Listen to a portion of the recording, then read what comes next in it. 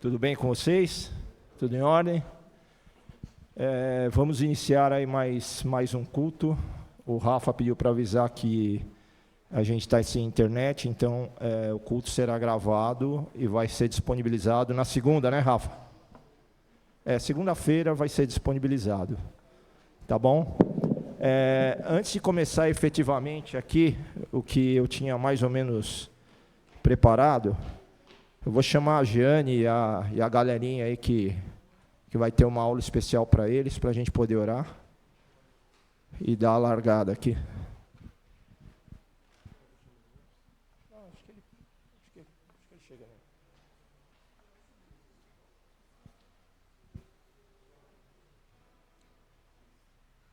Precisava chamar. Raquel, você pode chamar o Bertô aí para mim, por favor?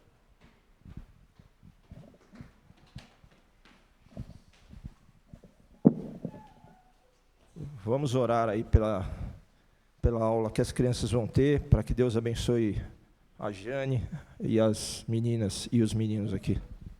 Bertô, ora para a gente.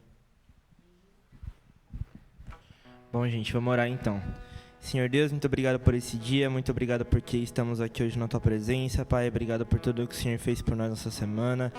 Peço que o Senhor agora fale ao coração das crianças, Pai, que o Senhor tenha misericórdia, Deus, e que a Tua vontade seja feita, Pai. Que o Teu reino venha sobre as nossas vidas e que o Senhor possa guardar a vida delas, que elas cresçam não só em estatura, mas em sabedoria em Ti, Pai. Em nome de Jesus, amém. Deus abençoe vocês. Opa, é o meu? Ontem a gente teve aí um momento bem bacana aí com os jovens. A gente teve a presença aí de vários visitantes aí, boa parte aí da igreja do Rafa lá de Mogi, que teve prestigiando a gente. Teve também uma molecada boa e foi um momento muito bacana mesmo, né? Eu acho que quem não veio perdeu. Eu vou tentar resumir o que foi. Se eu pudesse, assim, resumir tudo que a Ana falou ontem, em uma única palavra, eu diria identidade, né? Identidade diz muito sobre nós, né? Se a gente pegar o nosso RG, a gente vai lá ver um número, vai ver o nosso nome, os nossos pais, o local onde a gente nasceu e por aí vai, né? E ela fez um link com essa questão da identidade, né? A identidade do cristão. Né? Isso nas minhas palavras, obviamente, né? Eu acho que o que ela falou foi bem mais, mas eu estou aqui tentando resumir um pouquinho do que ela falou.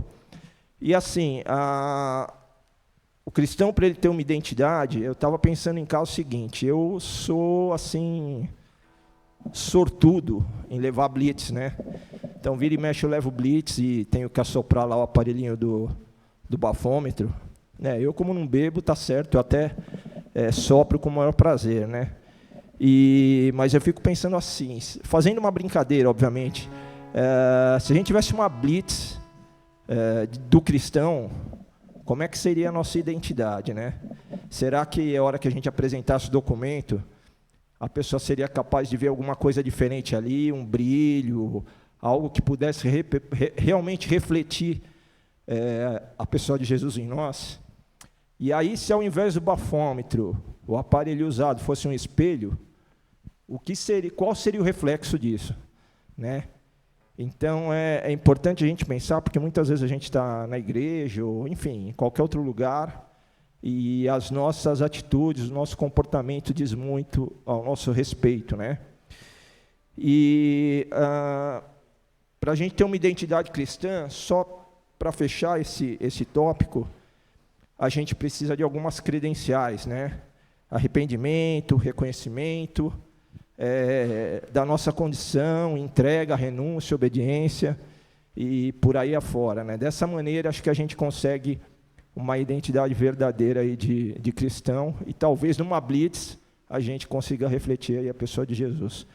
Mas, assim, é uma pena que não foi gravado, não sei, eu acho que não foi, mas foi muito bacana o que ela falou. Carlão, foi mais, tá? Foi mais, mas eu estou dando só um pedacinho do que foi, tá bom? E dentro disso, eu queria, obviamente, agradecer demais por todo mundo que se envolveu. as mulheres aí, a Cris, a Helena, a Jaque, sei lá, a Ana, enfim, todo mundo que se envolveu de alguma forma para a gente ter o lanche depois, para que as coisas pudessem acontecer. A Aline, incansável, não está aqui, mas também trabalhou para caramba para que a coisa acontecesse. A molecada aqui, o Samuel, o Matheus, o Rodrigo, que também não está. O Erison. Não, você está apontando o dedo para quem? Eu não estou. A Cris, falei a Cris. O Erison que subiu, olha só, o Erison subiu lá para o multimídia, hein? E aí a gente descobriu que ele também sabe mexer lá, hein? Ó, escondendo o jogo. E é isso. Então, dentro dessa atmosfera, eu queria realmente agradecer todo mundo, agradecer, obviamente, a Deus, que permitiu que tudo isso pudesse acontecer. E aí eu vou ler um versículo que eu acabei descobrindo que ele está no Salmo 107, no 118 e no 136. E em todos esses salmos ele diz a mesma coisa, que é: rendei graças ao Senhor, porque Ele é bom. A sua misericórdia dura para sempre. Amém? Vamos colocar de pé. Samuca pediu esse louvor. O tributo a Yehowa.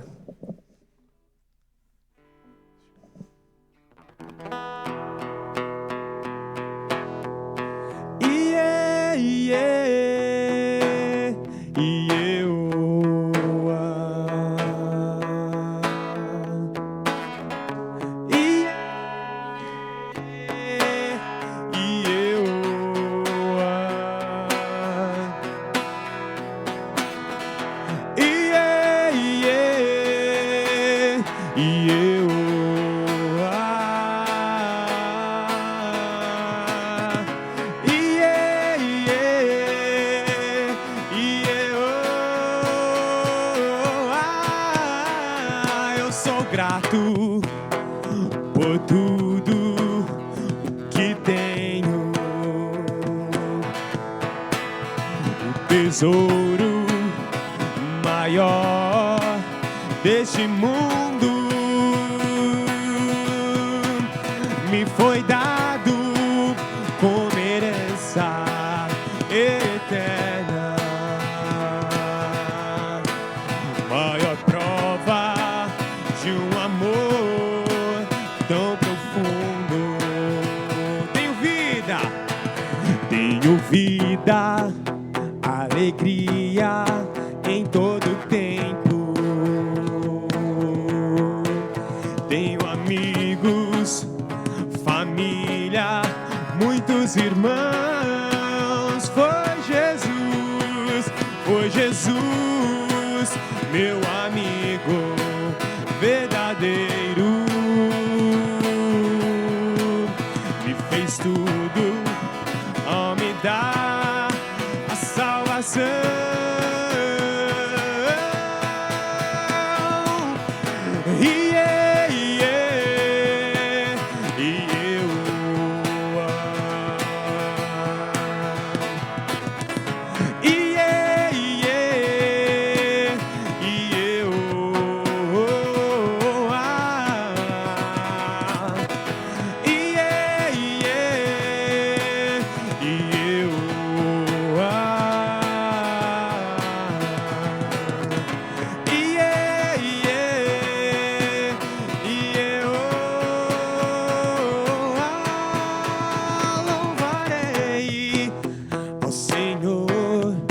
Em todo tempo.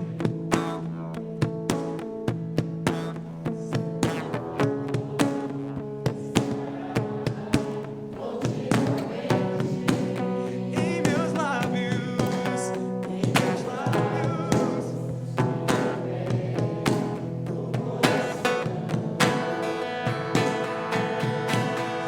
Jesus Cristo será sempre nossa canção.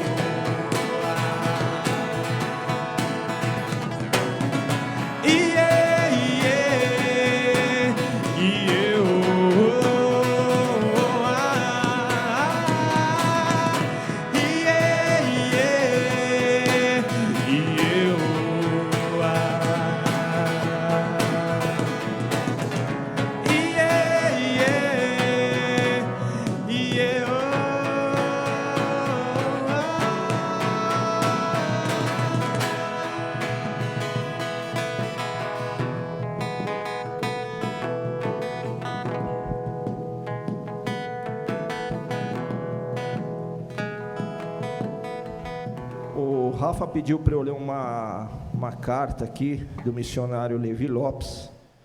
Foi a irmã Elisete, né, que pediu para ler.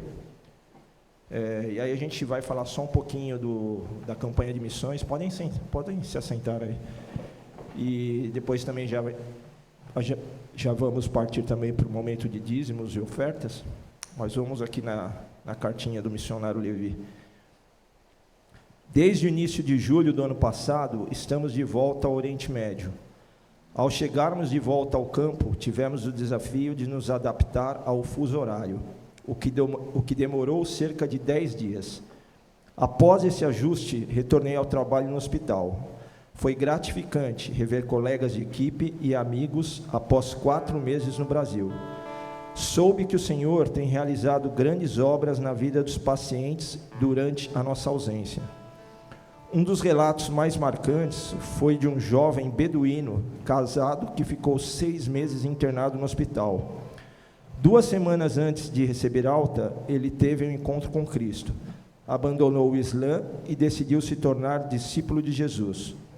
Sua transformação foi tão profunda que compartilhou sua nova fé com a esposa que, infelizmente, o rejeitou. Agora ele enfrenta perseguição por parte de toda a família. Ore pela reconciliação em seu casamento e para que toda a sua família conheça Cristo. Outro paciente vindo do Sudão sonhou com Jesus salvando sua vida e a de todo o seu vilarejo. Despertou com muitos questionamentos e, durante os dias restantes no hospital, estudou a palavra de Deus. Ele declarou que, ao voltar para seu país, compartilhará as boas novas com sua tribo. Ore para que ele encontre apoio espiritual ao retornar. Recentemente, passamos 3 dias no deserto, visitando a comunidade beduína. Compartilhamos o Evangelho e oferecemos assistência farmacêutica aos que precisavam de medicamentos. O calor foi intenso e ainda estamos nos adaptando ao verão do Oriente Médio. Temos muitos desafios para este ano, incluindo o planejamento para entrar em um dos países mais fechados ao Evangelho no Oriente Médio. Agradecemos imensamente às igrejas brasileiras que investem, oram e nos acompanham nessa caminhada. Somente pela graça de Deus, essa missão é possível. Só quem está no campo sabe o que é, né? E a gente reclama da vida aqui. A gente sempre fala de missões e eu sempre costumo dizer o seguinte: o ID é para todo mundo, né? Eu não preciso estar no Oriente Médio, mas eu posso estar no meu trabalho, o Mateus pode estar na faculdade, Samuca no trabalho dele, enfim. E às vezes a gente meio se esconde atrás dessa questão de missões, como essa responsabilidade não fosse nossa, mas tá? O ID é para todos nós. Mas vamos orar especificamente aí não só pelo Levi, mas por tantos outros aí que estão sendo perseguidos. Às vezes não estão sendo perseguidos, mas estão em países onde a receptividade do Evangelho assim, é uma coisa fria demais. Enfim, sempre vai ter um desafio para esse pessoal que está no campo, né? Você ora para a gente aí, Samuca? Senhor Deus e Pai, obrigado, Deus, por esse dia. Obrigado porque a gente está aqui, a gente pode cantar sobre o Seu nome, cantar para o Senhor, de forma livre, de forma aberta, Pai. Mas, Deus, nós sabemos que temos irmãos que não conseguem fazer isso porque não podem, Jesus. E porque eles estão cumprindo, Senhor, o ID em outras nações, Deus, e levando a Tua palavra, levando o Teu Evangelho, Senhor. Cuida da vida de cada um dos missionários, Pai. Abençoe de substância, Senhor. Dê sabedoria para que eles saibam lidar com todas as pessoas que eles estão levando a Tua palavra, Jesus. E assim como Paulo, nas suas viagens, Deus, conseguiu se fazer de gentil para com gentil, Deus, de grego para com os gregos, que eles também possam fazer isso, Deus, não se amoldando aos padrões do mundo, Deus, mas entendendo a cultura, Senhor, entendendo o idioma, Deus, e podendo levar o Teu Evangelho, Pai. Abençoe a vida de cada um dos missionários, dê força para eles, Pai, e a gente como igreja, Senhor, que a gente possa estar investindo, Senhor, no Seu ministério, Pai, que a gente possa estar se dispondo, Deus, a ofertar na vida desses missionários, Deus, e quem não pode ofertar com a questão monetária, com dinheiro, possa estar ofertando com orações, Deus. Em nome de Jesus, abençoe cada um, Senhor. Amém. Amém. A gente vai passar agora para o momento de dízimos. Então, você que trouxe o seu dízimo, pode colocar ali na caixinha. Quem vai fazer via QR Code, Pix, enfim, também fique à vontade, tá? Lembrando que aqueles que forem ofertar para missões, tem que colocar o centavos no final, 01, para que a pessoa responsável possa identificar e destinar esse dinheiro para missões, tá bom? Eu vou orar rapidamente e aí a gente pode, o Samuca vai continuar com o louvor e você aí pode participar com seus dízimos e ofertas, tá bom? Obrigado, Senhor Jesus, porque o Senhor nos abençoa, nos dá a condição de dizimar, de ofertar, nos dá a condição de estarmos aqui juntos, e que o Senhor abençoe para que a tua casa possa estar sempre com sustento em dia, e que esse dinheiro, seja oferta, seja o dízimo, possa ser muito bem administrado e usado de maneira que te agrade, e de maneira que faça diferença na vida da tua igreja e na vida das pessoas que também vão fazer parte disso. Muito obrigado por tudo, em nome de Jesus, amém. Pode se colocar de pé.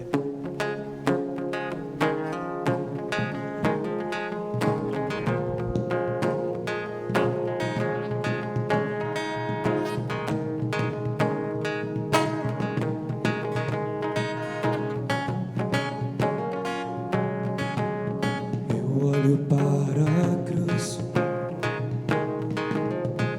para a cruz eu vou. Se eu sofrer, participar, a sua obra vou contar. Meu Salvador na cruz mostrou o amor do Pai, o justo Deus. Pela cruz me chamou, gentilmente me atraiu e eu, sem palavras, me aproximo, quebrantado no seu amor.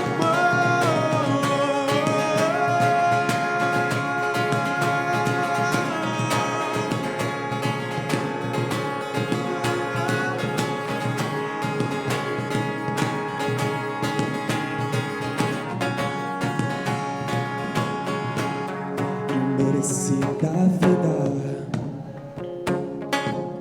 de graça receber, por sua cruz, da morte me livrou, trouxe a vida.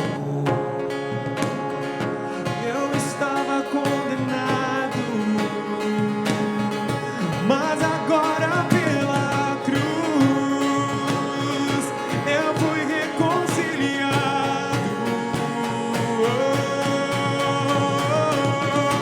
Pela cruz me chamou, gentilmente me atraiu e eu, sem palavras, me aproximo, quebrantado no seu amor. Pela cruz me chamou, gentilmente me atraiu e eu, quebrantado no seu amor. Impressionante é teu amor.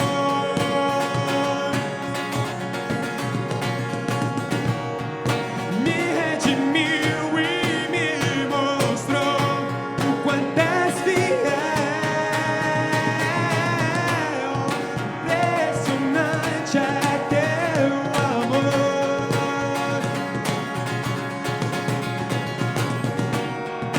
Me redimiu e me mostrou o quanto és fiel. Pela cruz me chamou, gentilmente me atraiu e eu, sem palavras,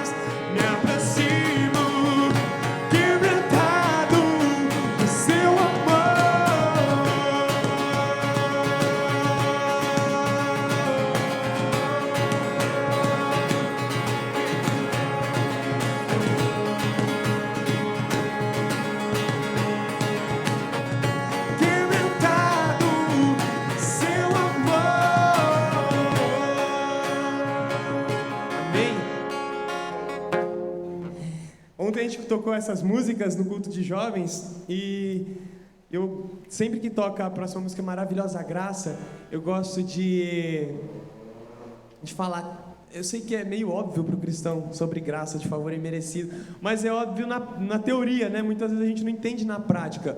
E entender o que Deus fez por nós é absurdo, sabe? Tipo, imagina, é aquele exemplo que o pessoal fala, minha mãe fala, Samuel, eu nunca daria você para morrer por alguém. E o próprio Deus deu o Filho dele, unigênito, né? Tem a diferença, o Marcos vai saber ficar melhor, professor de EBD, entre único e unigênito, né? A tradução depois vai trazer como único em algumas versões, mas unigênito é tipo o único com gen do Pai, sabe? É aquele que é o próprio Deus que se entregando por nós. Então, que a gente possa ser feliz por essa graça. Essa música é uma música agitada, né? E eu gosto muito dessa música. Eu falo que tem umas 37 mil versões dessa música. Eu sempre misturo as várias, mas com a letra aí vai me ajudar bastante a cantar na versão que a igreja está acostumada. E uma outra coisa que eu lembrei agora enquanto estava falando com os irmãos é a respeito de uma coisa. Quantos aqui acreditam no céu e no inferno? Eu acredito, né? Só que um dia eu me peguei refletindo sobre isso e falei, cara, será que eu realmente acredito que existe inferno? Tipo, por quê? Porque eu não estou cometendo nenhuma heresia aqui, eu estou levando a gente a pensar, né? Porque assim, eu acredito que existe, mas se o inferno é do jeito que a Bíblia fala, e a gente permite que o nosso amigo não saiba quem é Jesus, nossos filhos não saibam quem é Jesus, nossos pais, nossos irmãos não saibam quem é Jesus, cara, a gente não acredita no inferno. Porque a Bíblia diz que é dor, ranger de dente, é tudo de pior, e isso é um sofrimento eterno. E a gente não consegue, às vezes, olhar para a pessoa do nosso trabalho e falar, essa pessoa está caminhando para lá, porque um dia eu estava caminhando para lá, mas a graça me chamou por meio do Evangelho. Então, que a gente possa estar entendendo que as pessoas que estão ao nosso redor, sem Cristo, elas já estão condenadas ao inferno. Para ir para o inferno só basta 3 coisas, né? Nascer, viver e morrer. Porque se continuar desse jeito, a gente já nasce em pecado, né? Todos pecaram, destituídos estão da glória de Deus. O salário do pecado é a morte. Mas a gente tem que lembrar que a graça, o dom gratuito de Deus é a vida eterna. Então nós que fomos salvos e alcançados por essa graça, que a gente possa estar cantando alegre sobre essa graça e ainda por cima declarando essa graça em todo lugar que a gente estiver. Amém? Maravilhosa graça, teu amor que não falha, tomou o meu lugar, levou a minha cruz, teu sangue me salvou, minha dívida pagou. Jesus, eu canto, porque hoje livre sou.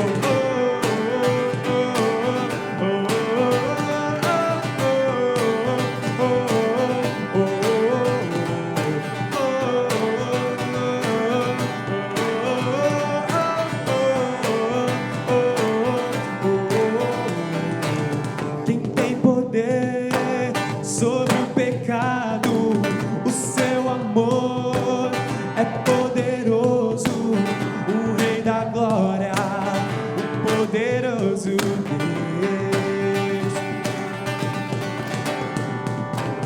A terra treme com sua voz e nos deixa maravilhado, o Rei da Glória, o poderoso Deus.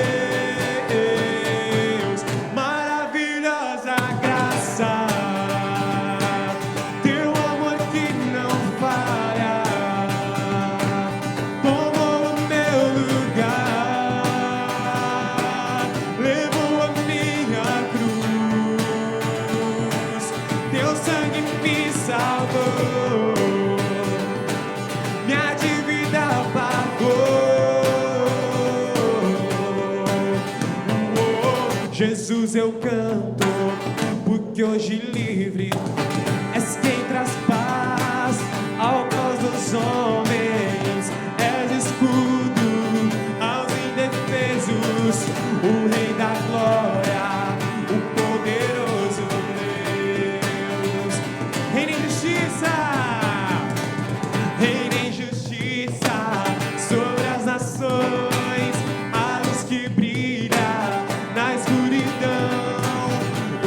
da glória, o poderoso Deus, maravilhosa graça, teu amor que não falha, no meu lugar, levou a minha cruz, teu sangue me salvou.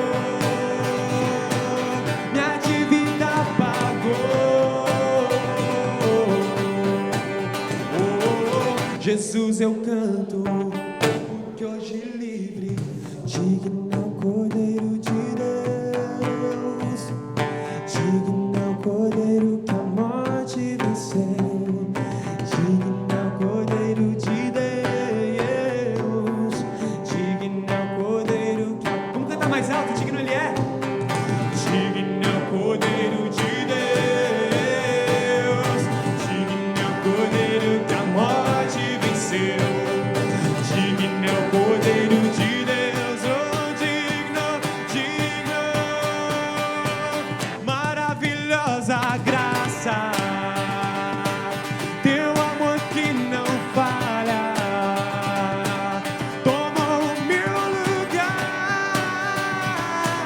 levou a minha cruz, teu sangue me salvou. Minha dívida pagou. Jesus, eu canto, porque hoje livre sou.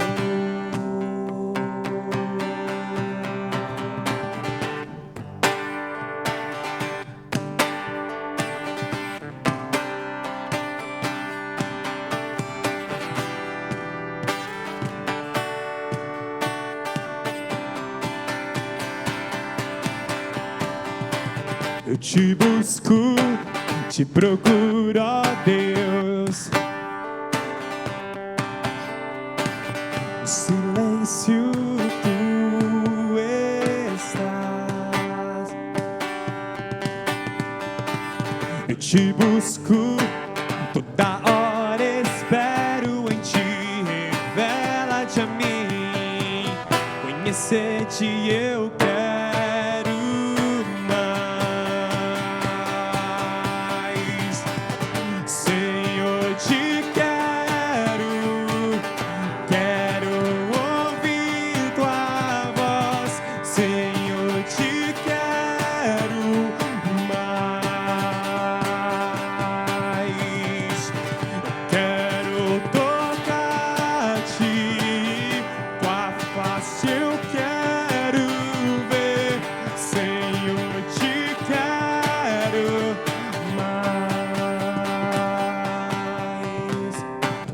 Seguindo para o alvo eu vou,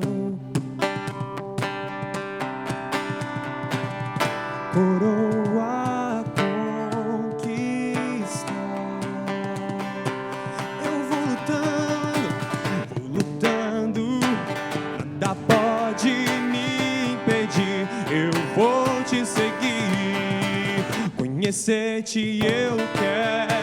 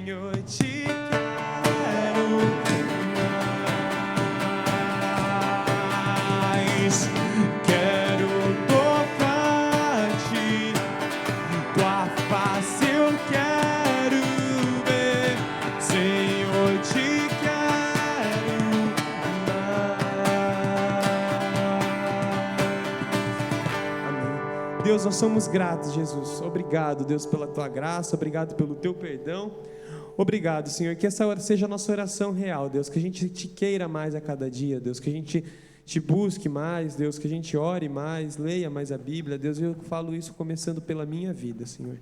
Abençoe a vida de cada irmão, abençoe a palavra, Deus, que o Senhor esteja falando conosco através da vida do pastor Rafael, Senhor. Em nome de Jesus, amém.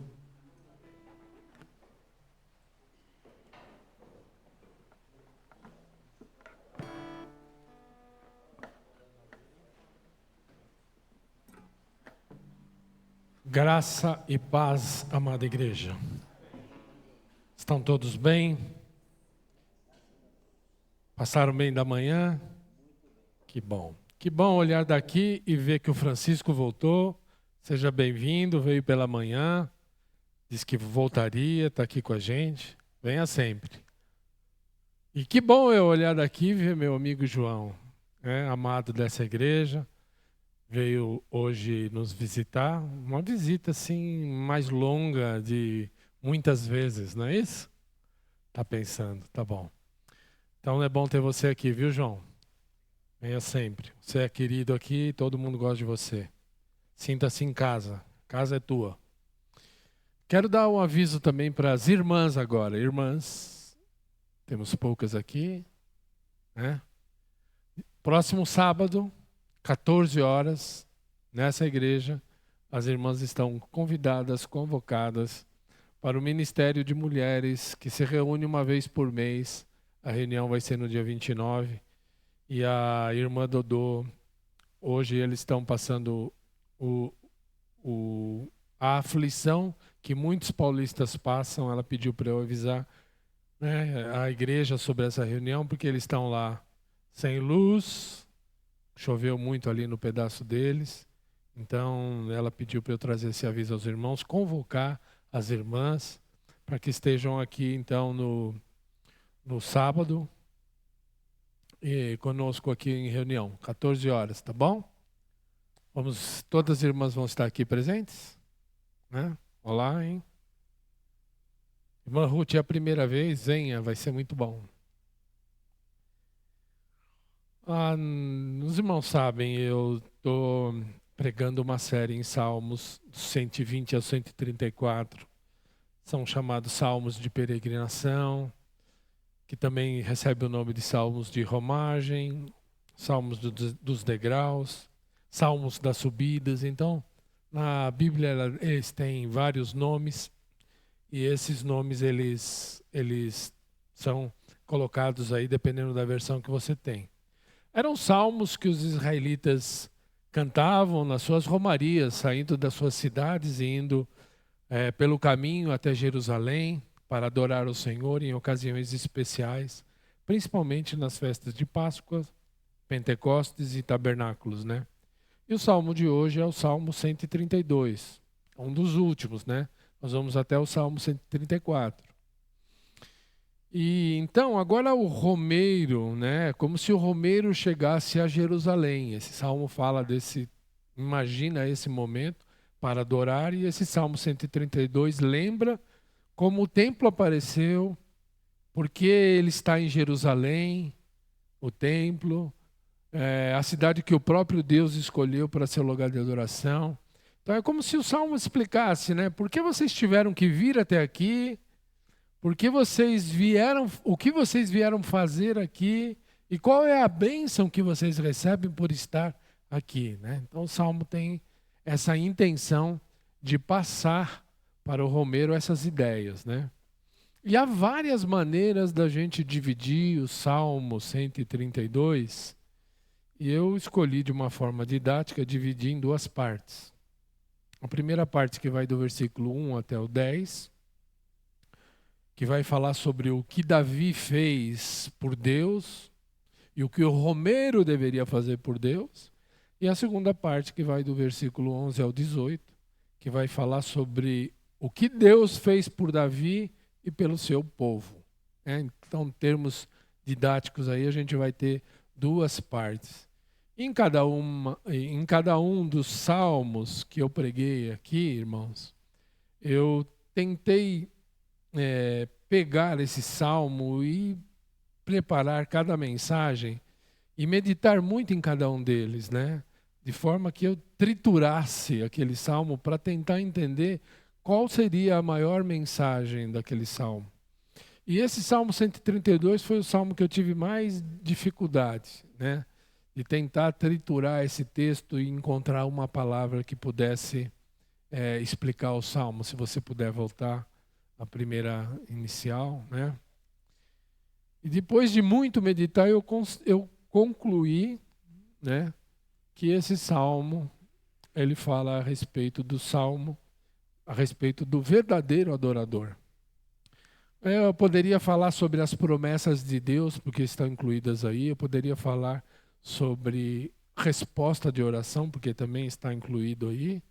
Mas, na verdade, eu entendi que se eu pudesse pensar e meditar em alguma coisa sobre o que falar, esse salmo, para mim, falou a respeito do verdadeiro adorador. Então, em cada uma das partes, né, que eu separei, a primeira parte, que vai de 1 ao 10, é qual é a busca do verdadeiro adorador? Que é o que Davi fez. Ele buscou adorar a Deus. E então esse salmo relata, né, o que faz um verdadeiro adorador na minha interpretação. E na segunda parte, as bênçãos que um verdadeiro adorador recebe, né? E é sobre isso que a gente vai fazer. Então nós vamos ler aí primeiro a primeira parte. Está lá, a gente vai ler a versão que eu coloquei aí, a NVI. Se a sua versão estiver diferente, você acompanha pela tela. Vamos lá. Começando aí no versículo 1. Senhor, lembra-te de Davi e das dificuldades que enfrentou. Ele jurou ao Senhor e fez um voto ao poderoso de Jacó. Não entrarei na minha tenda e não me deitarei no seu leito. Não permitirei que os meus olhos peguem no sono, nem que as minhas pálpebras descansem, enquanto não encontrar um lugar para o Senhor, uma habitação para o Todo-Poderoso de Jacó. A habitação de Deus, a gente sabe que lá no Velho Testamento, ela se referia, naquele momento histórico, se referia ao local aonde ficava a arca, o local específico, porque a arca representava a presença de Deus, né, que estaria naquele local para que o povo pudesse adorá-lo. E hoje nós sabemos que Deus não habita em locais físicos. Essa edificação, a qual a gente chama de igreja, ela é, no fundo, na definição do Novo Testamento igreja, enquanto estamos reunidos. A igreja somos nós, né? E para Davi, nada era mais importante do que a presença de Deus para o seu povo, né? E aí, então, o Salmo continua, vamos ler, versículo 6, diz assim: soubemos que a arca estava em Efrata, mas nós a encontramos nos campos de Jaar. Está falando aí de uma época em que a arca foi tomada pelo povo filisteu e foi levada embora. Aí eles tiveram tanto problema que em algum momento eles quiseram devolver. E esse salmo está falando assim: ouvimos falar que a arca estava em Efrata. Efrata é uma localização que lembra Belém Efrata. Interessante, porque eu acho que esse versículo aí é um texto messiânico. Porque o que está dizendo aí é que aquilo que representava a presença de Deus estava em Belém. Mas eles acharam em outro local, né? Então, para mim, isso é uma profecia messiânica que o povo cantava muitas vezes. Pois Jesus saiu, né? Nasceu, o próprio Deus, Deus conosco, nasceu em Belém. Continuando no texto, isso é só um parênteses aí na minha mensagem. Vamos continuar vendo assim: vamos para a habitação do Senhor. Vamos adorá-lo diante do estrado de seus pés. Levanta-te e vem para o teu lugar de descanso, tu e a arca onde está o teu poder. Vistam-se de retidão os teus sacerdotes, cantam de alegria os teus fiéis. Por amor ao teu servo Davi, não rejeites o teu ungido. Então, todo romeiro deveria, na essência, ser um adorador. Aliás, eles eram chamados a ir nessas festas para adorar o Senhor que estava lá em Jerusalém. Então, nessa primeira parte, o salmista nos conta o que Davi fez e o que o romeiro que ia naquele local deveria fazer, né? E o que deve fazer um adorador, o que um adorador é convidado a fazer por Deus. Então, o Salmo, né, nesse texto todo, ele lembra 3 coisas importantes, você pode acompanhar com a palavra de Deus. Primeira coisa que ele lembra é o juramento de Davi de achar um lugar para a arca, abrindo mão até do seu próprio conforto, né? Essa primeira parte também nos lembra do esforço dele e do povo daquele momento em descobrir onde a arca estava escondida e trazê-la para Sião, que era o local onde ela deveria estar e ser adorada.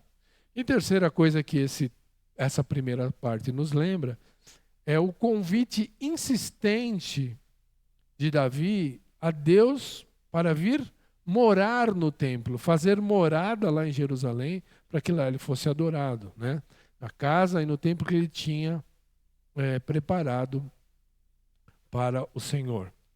Então, para que a gente tenha um completo entendimento desse salmo, é importante conhecer um pouquinho de outro texto bíblico que está narrado lá no livro de 1 Crônicas, no capítulo 28 e 29. Nesse capítulo 28 e 29, está sendo narrado os últimos dias do rei Davi, quando ele estava para morrer. E é narrado tudo o que Davi fez para que o templo pudesse ser construído. É muito interessante que os irmãos, se tiverem a curiosidade, depois leiam o capítulo de 1 Crônicas, versículo 28 e capítulo 28 e capítulo 29. E através desse texto, nós sabemos que não foi Davi quem construiu o templo, mas o seu filho Salomão. Porque Deus disse que ele não deveria construir o templo, que quem deveria construir o templo era o filho dele, o Salomão, né? Mas o texto bíblico de Crônicas, ele nos conta esse momento de vida do rei Davi. Quando ele reuniu todos os nobres, as pessoas importantes do reino, e trouxe uma mensagem para eles a respeito do templo, né? Então ele expôs todos os seus planos de construção do templo, da casa de Deus, em substituição ao tabernáculo que eles tinham. Davi expôs e falou tudo e deixou tudo muito claro, que o templo não devia ser construído por ele, mas pelo seu filho Salomão, porque Deus assim o disse.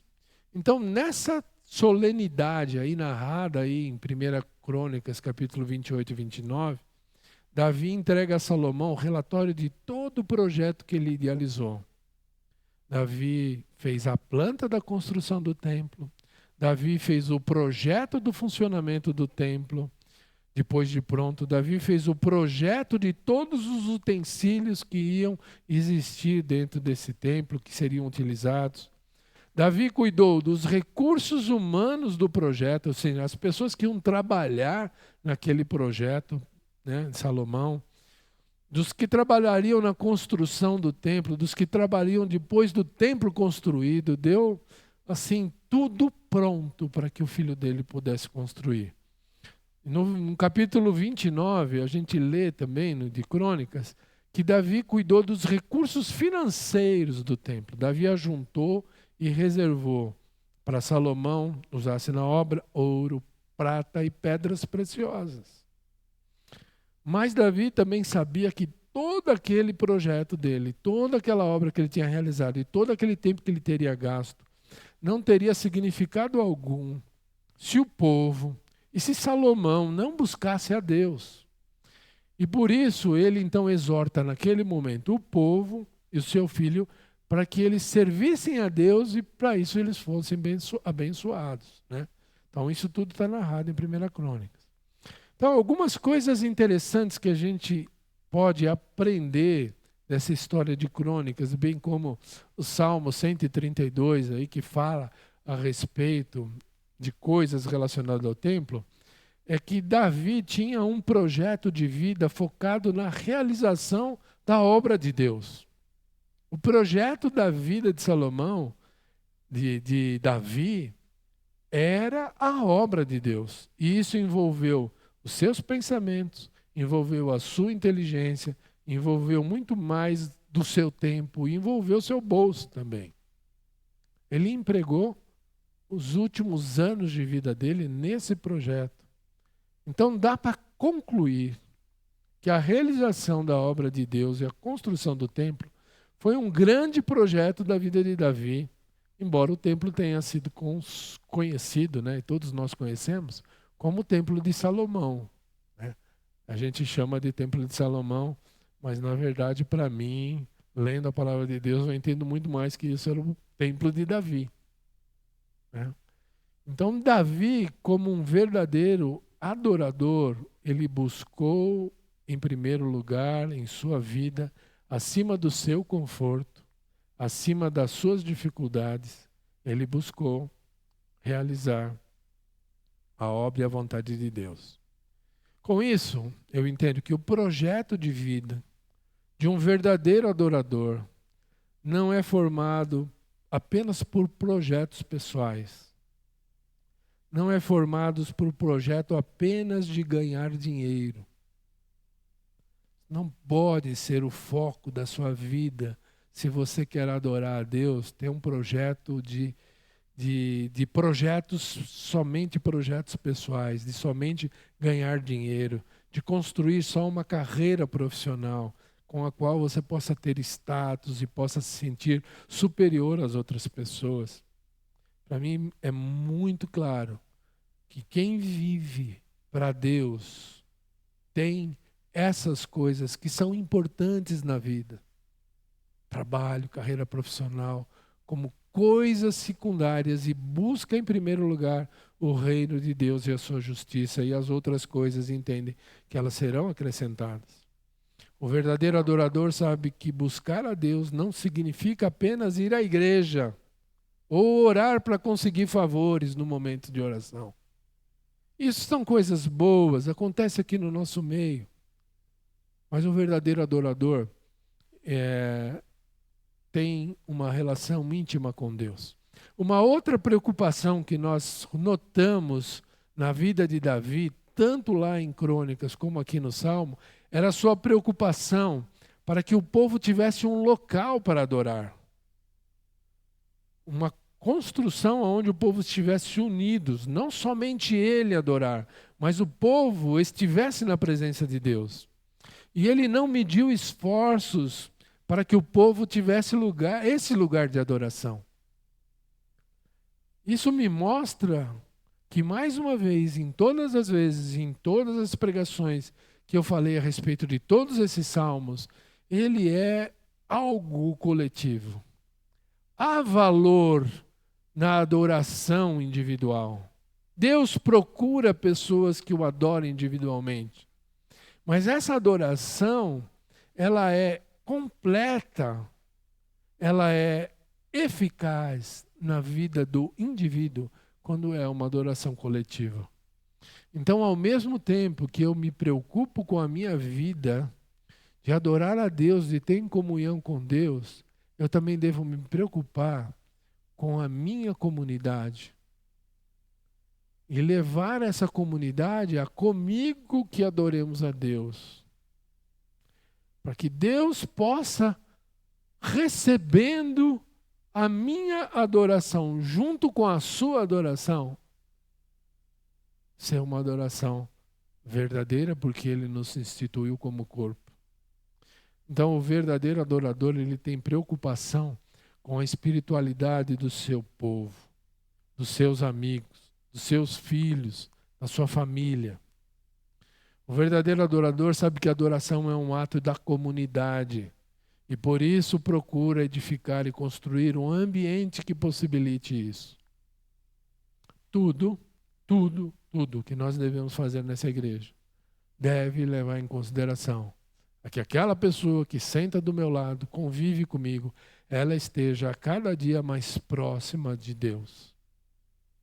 para que aquela pessoa possa crescer espiritualmente, para que aquela pessoa possa, comigo, fazer essa trajetória de caminhar naquele alvo que Deus nos deu.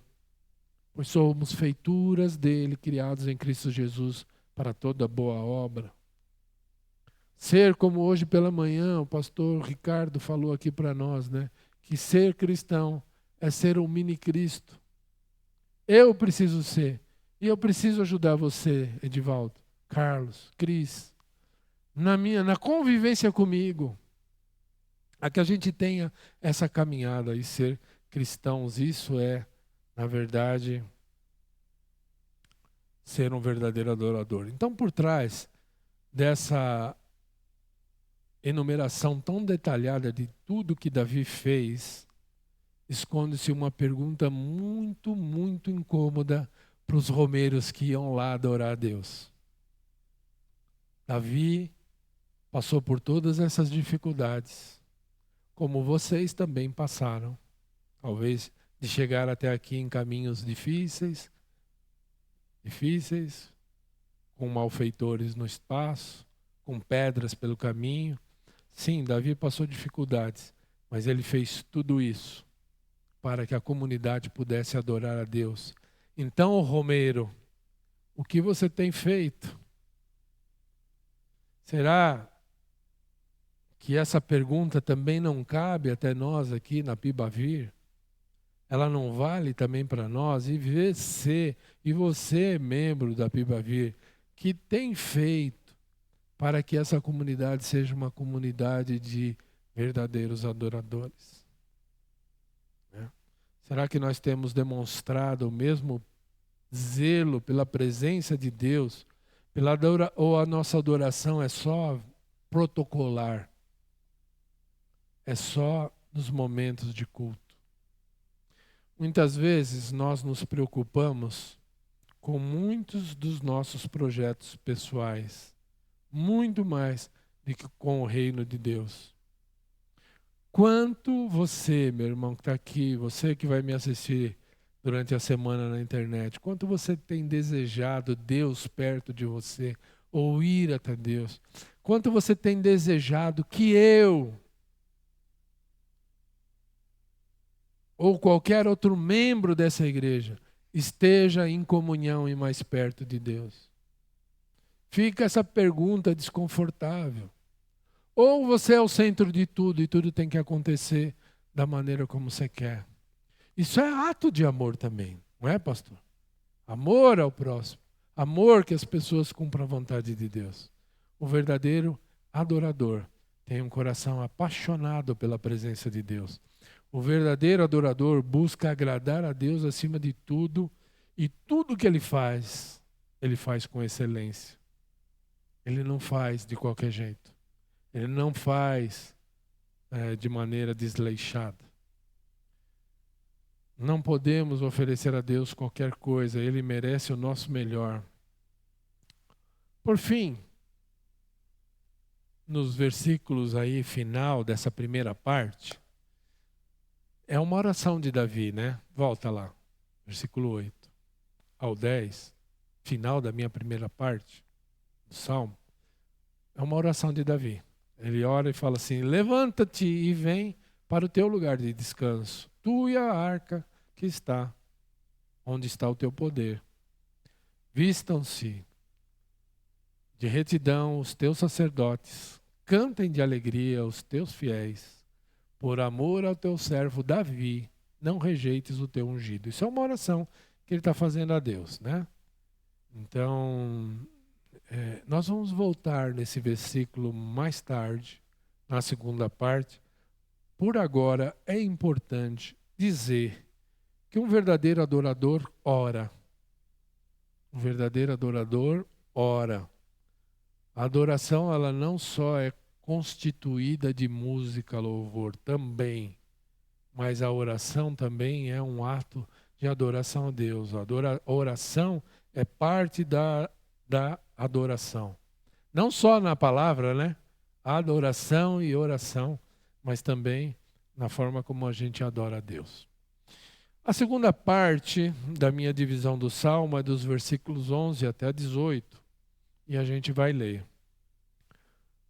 O Senhor fez um juramento a Davi, um juramento firme, que ele não revogará. Então lembra que a primeira parte é o que Davi fez para Deus. Essa segunda parte é o que Deus fez por Davi. Aí são coisas, ações de Deus, promessas de Deus. Lembra que a primeira parte eu dei o nome de que o verdadeiro adorador busca, e a segunda parte eu dei o nome do que as bênçãos que o verdadeiro adorador recebe da parte de Deus. Então diz assim: o Senhor fez um juramento a Davi, um juramento firme, que ele não revogará. Colocarei um de seus descendentes no seu trono. Se os seus filhos forem fiéis à minha aliança e aos testemunhos que eu lhes ensino, também os filhos deles o sucederão no trono para sempre. O Senhor escolheu Sião com o desejo de fazê-la sua habitação. Este será o meu lugar de descanso. Aqui firmarei o meu trono, pois esse é o meu desejo. Abençoarei este lugar com fartura. Os seus pobres suprirei de pão. Vestirei de salvação os seus sacerdotes, e os seus fiéis a celebrarão com grande alegria. Ali farei renascer o poder de Davi e farei brilhar a luz do meu ungido. Vestirei de vergonhas os seus inimigos, mas nele brilhará a sua coroa. Então, essa segunda parte que fala sobre o que Deus prometeu a Davi e continua prometendo àqueles romeiros, e nós, por aplicação, podemos aplicar também na nossa vida, ele começa com uma descrição da promessa de Deus para Davi. O Senhor fez um juramento a Davi, um juramento firme que ele não revogará. Colocarei um dos seus descendentes no trono, no seu trono. Então esse salmo é um salmo muito forte, messiânico, que fala a respeito de que os descendentes de Davi estariam entronizados como rei. Isso se cumpriu em parte com Salomão, mas se cumpriu plenamente na vida de nosso Senhor Jesus Cristo. Jesus Cristo, que é o Rei eterno, o descendente de Davi, que sentou e vai assentar no trono de Davi, né? Então essa é uma antiga promessa a Davi, que é relida e atualizada durante toda a romaria ao templo. Eles indo ao templo, eles cantavam, eles chegando ao templo, eles cantavam, eles subindo os degraus do templo, eles cantavam e lembravam que eles são povo de Davi. E que a vinda do Messias prometido está vinculado a observar a aliança como condição para que essa promessa se realize. Muito embora a gente saiba que houve, descendentes de Davi em todos os reinados de Israel, até Jesus Cristo, que é o último que foi chamado de Rei dos Judeus e que vai reinar em algum momento no trono, né? Não espiritualmente, literalmente, como eu creio. Então, a gente sabendo dessa coisa, de que eles cantavam e relembravam dessa condição, por esse motivo eu dei o nome de que as bênçãos que recebe o verdadeiro adorador, né?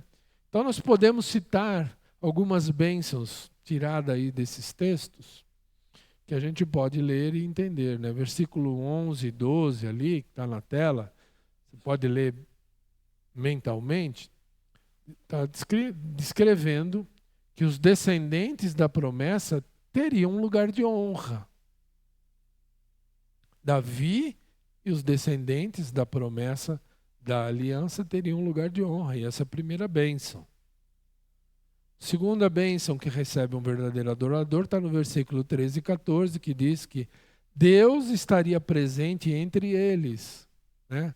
Deus escolheu Sião com o desejo de fazê-la sua habitação. este será o seu lugar de descanso, aqui firmarei o meu trono, pois esse é o meu desejo. Ou seja, Sião é o local onde eles queriam que Deus estivesse com o seu poder, e essa bênção os romeiros conseguiram. Então eles estavam indo lá para adorar ao Senhor que estava em Sião. Então o verdadeiro adorador recebe como bênção estar a presença de Deus entre eles. Que nós também temos. Que eles tinham lá na romaria deles e que nós temos como igreja. Cristo nasceu e ele prometeu que seria Deus conosco. Ele prometeu, todos os dias estarei convosco até a consumação dos séculos.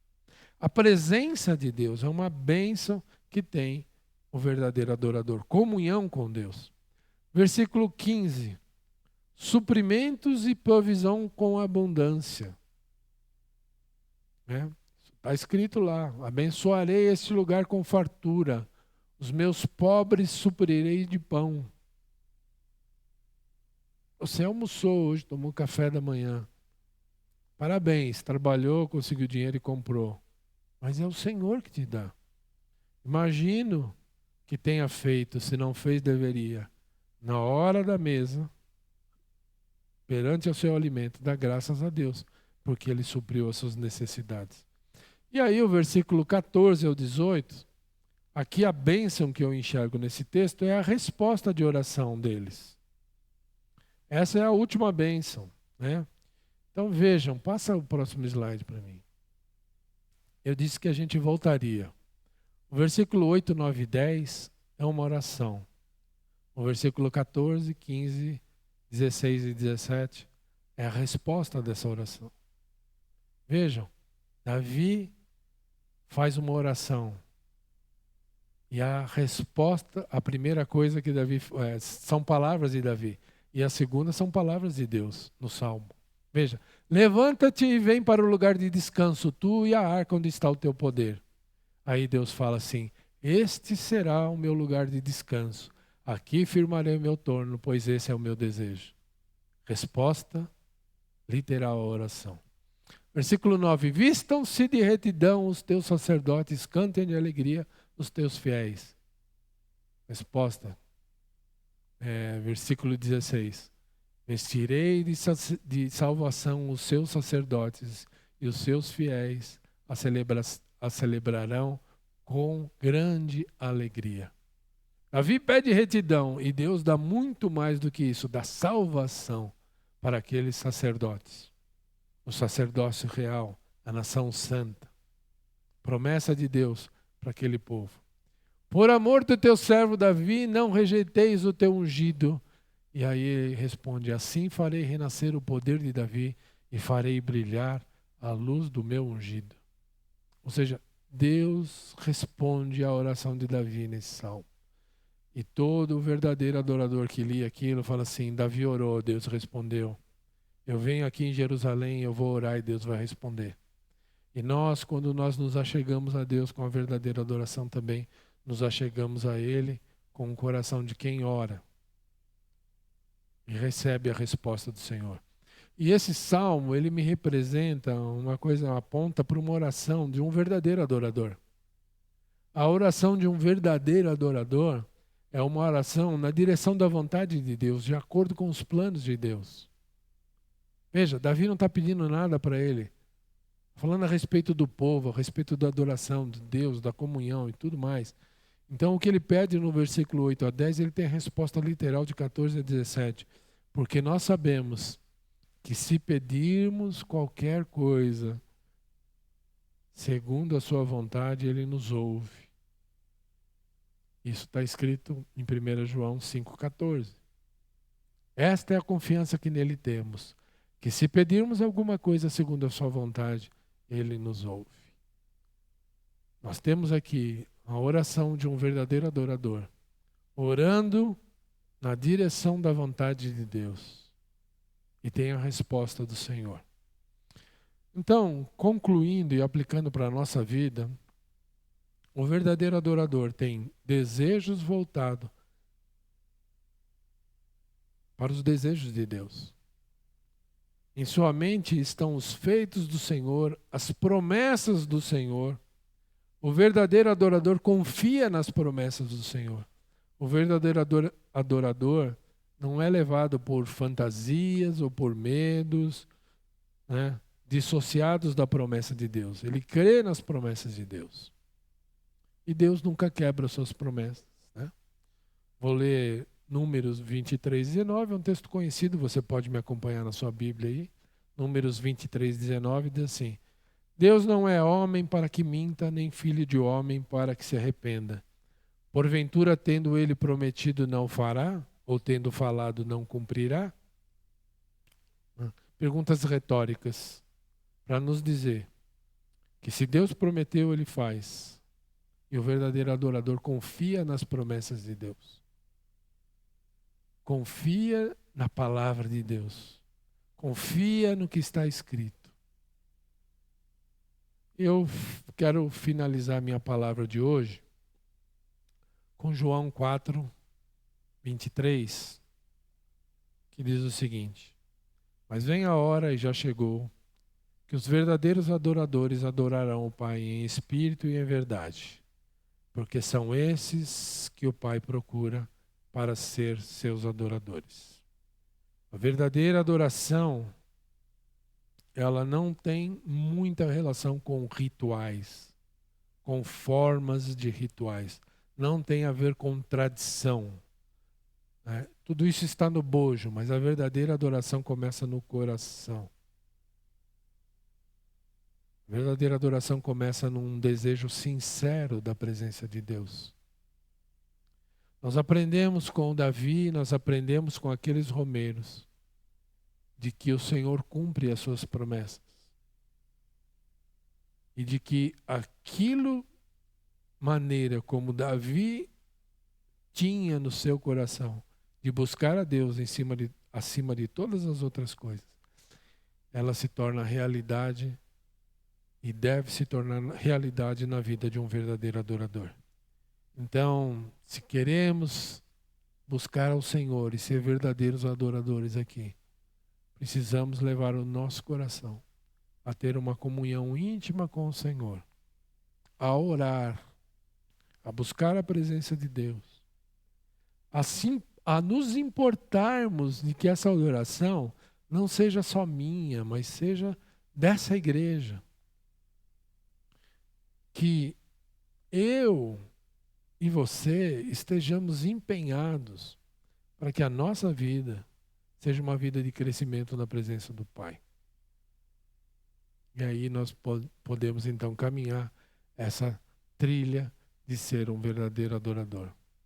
De ir adorar ao Senhor. De pegar as estradas, de juntos, nas noites, nas manhãs de domingo, celebrar ao Senhor como aquele povo, aqueles romeiros faziam. De buscar a presença de Deus. De cantar louvores. Mas tudo isso tem que nascer primeiro dentro do nosso coração.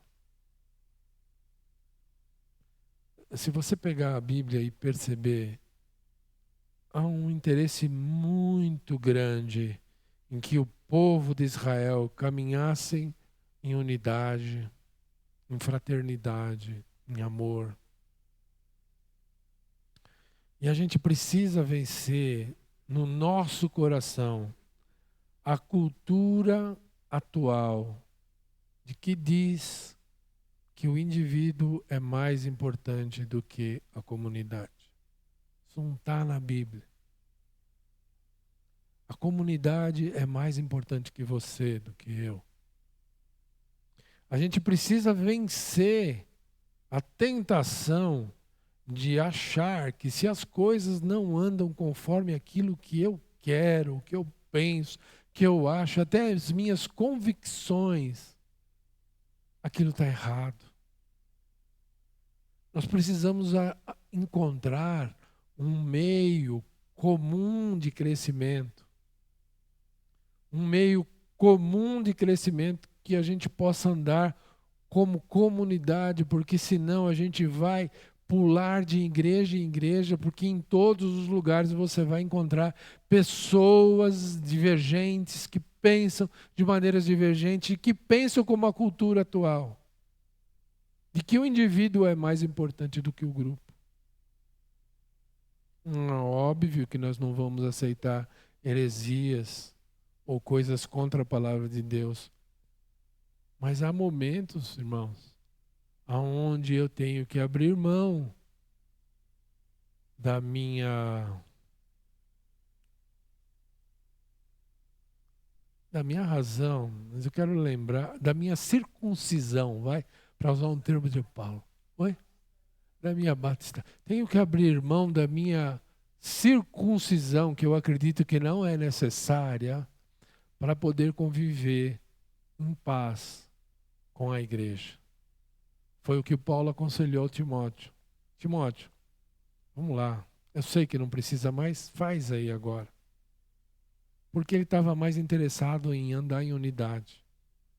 Há momentos em que nós vamos ter que abrir mão de comer ou não comer carnes sacrificadas aos ídolos, de guardar ou não guardar sábado, como nos ensina Romanos 14, para que a gente possa amar ao irmão e agradar a Deus com a nossa situação. É muito claro que Romanos 14 nos ensina. Aquele que age dessa forma agrada a Deus e aos homens. Mas se eu continuar como líder, como pastor dessa igreja, falar, não, eu quero que as coisas aconteçam do jeito que eu quero, nós não vamos chegar a lugar nenhum. Nós vamos ser reconhecidos como uma comunidade que não se entende. E para eu ser verdadeiro adorador, eu tenho que me preocupar com que o Edivaldo vá de braços comigo nessa adoração. Com que o Samuel ande comigo até em direção a Deus. Vamos andar juntos. Em amor.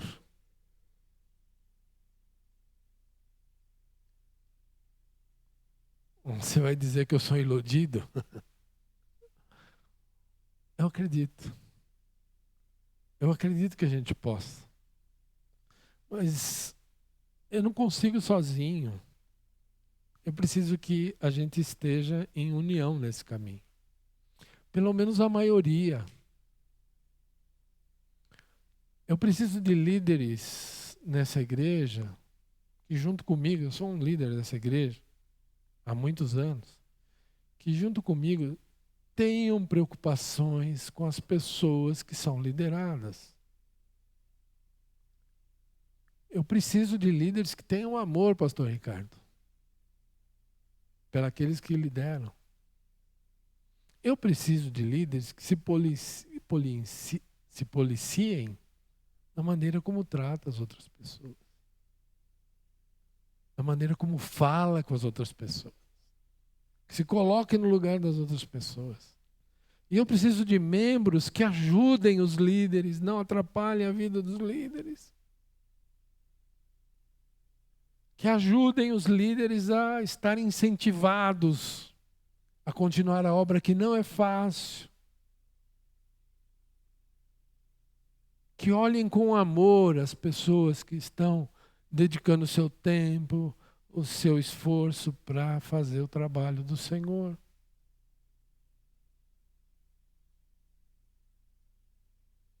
E assim, eu vejo que a maioria tem essa vontade. Então a gente precisa caminhar, gente. Nós temos que ser verdadeiros adoradores. Mas o nosso coração tem que ir junto nessa adoração. O seu coração tem que ir junto nessa adoração. E o seu coração ir junto nessa adoração, resumindo, pode esquecer tudo que eu falei, vai lembrar só disso. O seu coração ir junto nessa adoração vai significar amor a Deus, busca por comunhão a Deus e amor pelo seu irmão. Adorar a Deus com aquele que está do seu lado. Vamos nessa? Me ajudem. Eu quero te ajudar. Vamos junto construir uma comunidade de verdadeiros adoradores. Deus nos abençoe. Amém.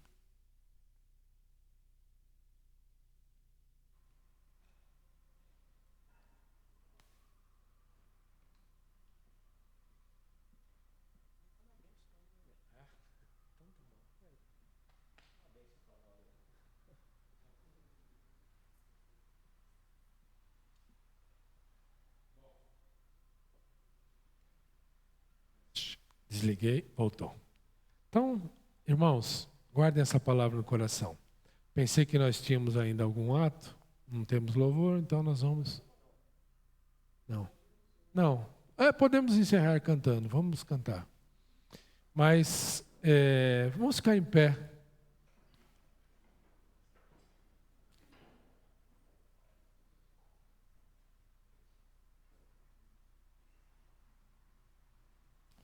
E orar. Nós temos lanche hoje, sim ou não? Sim. Então vamos encerrar nossa comunhão lá, né? Final, como sempre. Senhor, ajuda-nos, Senhor, nessa difícil tarefa de andar em comunidade.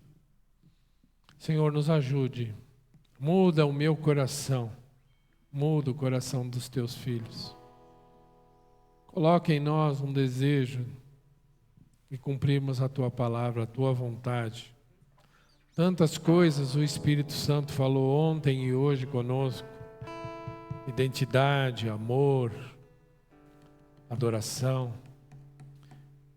Que aqueles entre nós que ouvimos essas palavras estejamos dispostos também a praticá-las, Senhor. Fortalece a tua igreja, a tua. Nós queremos andar junto com o Senhor, sob a direção do Espírito Santo. Caminhar como uma igreja que busca a verdadeira adoração. Nos ajude, Senhor, em nome de Jesus, e que a graça do nosso Senhor Jesus, o amor de Deus, o nosso Pai, e a comunhão do Espírito Santo esteja com essa amada igreja. Em nome de Jesus. Amém. Amém. Vamos cantar. Recebi um novo Coração do Pai. Coração regenerado, coração transformado, coração que é inspirado por Jesus. E como fruto deste novo coração, eu declaro a paz de Cristo, te abençoo, meu irmão. Preciosa é a nossa comunhão.